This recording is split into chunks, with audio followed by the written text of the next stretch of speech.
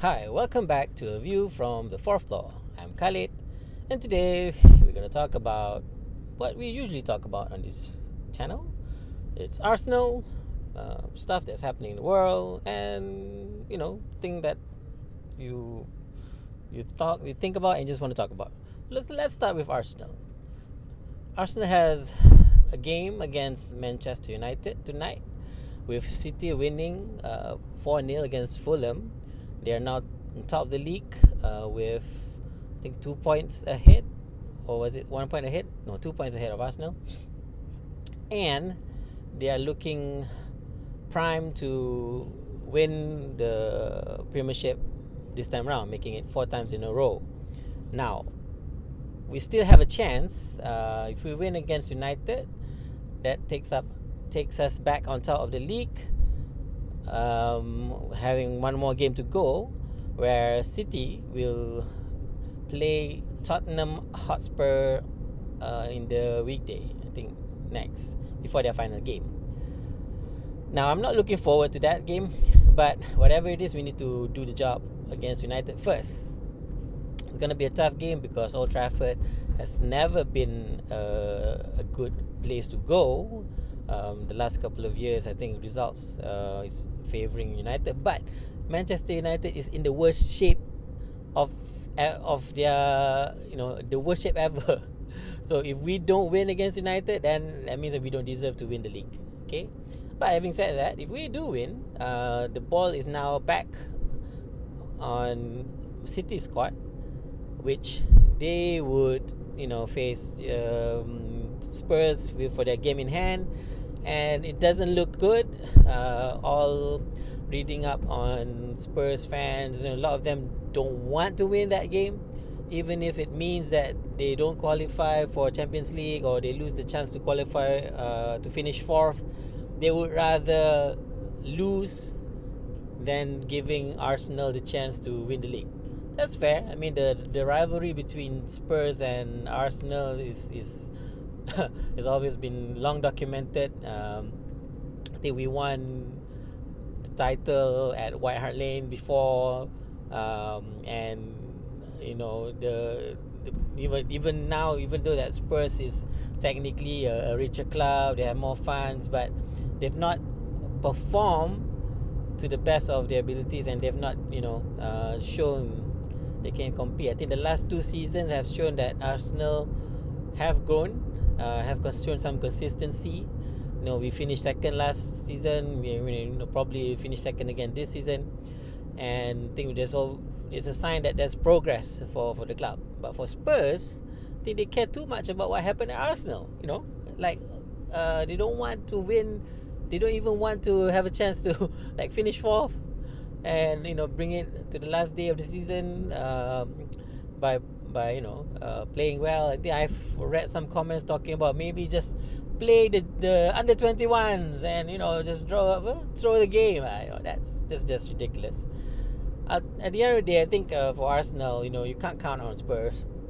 I think we had our chance to really take control over the title race, but we blew it when we lost against Villa, and there were other few games over the course of the season which we could have gotten more points, but it is what it is, and I think the table doesn't lie. Ultimately, the top team after 38 games is the worthy winner, so we'll see. Unless West Ham has something to say at the end, because I think this between City and West Ham at the last game, and we play Everton. Anything can happen, but we must make sure that we beat United, and then things will go on until the end of the season. Next up, the Kuala Lumpur Baru by-election. Pakatan Harapan won with over just under 4,000 majority votes. The Perikatan National candidate lost. There were a lot of talks about how maybe the rakyat has gone frustrated over the government's performance, and they might protest and might vote Perikatan, but That didn't happen, which is a good thing, because it seems that Perikatan Nasional were campaigning on along racial lines. Some of the rhetorics that was being said have a lot to be desired. However, KKB was a PH seat before, and PH retained the seat.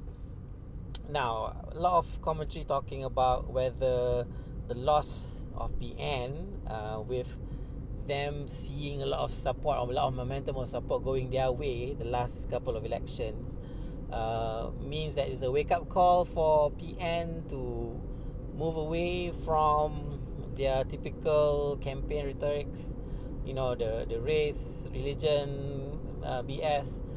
But I'm just thinking, I mean, if it's a wake-up call for PN and somehow they decide to move away from that typical campaigning, they would bring themselves closer to what PH is, right? I mean, PH is contesting on the ticket of being liberal, on being more inclusive and all that. And if the opposition somehow managed to convince Malaysia that, hey, they are also open and whatnot, surely there will be a shift if the government is not performing to the best of their abilities. So it makes me wonder right now, what is the differentiator between the current party in government, the perpaduan government, which is Pakatan Harapan and Barisan Nasional, and the opposition, which is Bersatu, PAS, and all the other fringe parties that form Perikatan Nasional. Perikatan Nasional? Yeah, Perikatan Nasional. And I think there is a strong call, maybe a call or a demand that instead of Bersatu leading the Perikatan, it could fall down to PAS, which is a more dominant member. However, the lure of having an Islamist party to lead the opposition coalition, which still requires some votes from the non-Muslims or the Chinese, Indian, and all that, it might send a different message. But who knows? If you get the right candidate or the right representative of PAS who's a bit more open, a bit more moderate, you might swing some vote. But personally, I think as long as there's still no clear idea or how they are differentiating themselves from Pakatan Harapan, I think it all goes down to the preference of the voters. In certain areas you can see that even if you contest or anything, it's going to be primarily like PAS area or Pakatan Harapan or the DAP area. So it's very difficult for parties to sway votes away unless they are campaigning on issues that affects the area, and people can see that the candidates that they put in are people that can do the work, who can just focus on making sure that development and all the challenges faced by their constituencies are being addressed. So I don't know, is KKB a barometer of support now going back to Pakatan Harapan?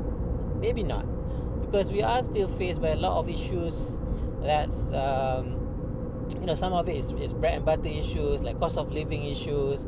And whilst the government has introduced some measures that's supposed to alleviate some of this, like for instance the whole EPF account restructuring, there's now the third account which will be able to be accessed as and when needed by users. But I'm reading a lot of information saying that there will be some restrictions on how the money can be taken out. Limits, daily limits, or there's only like certain cap that you can take on per day or whatnot. Just wondering that, come on, if you want to give control or access of the people's own money to the people, just make it easier.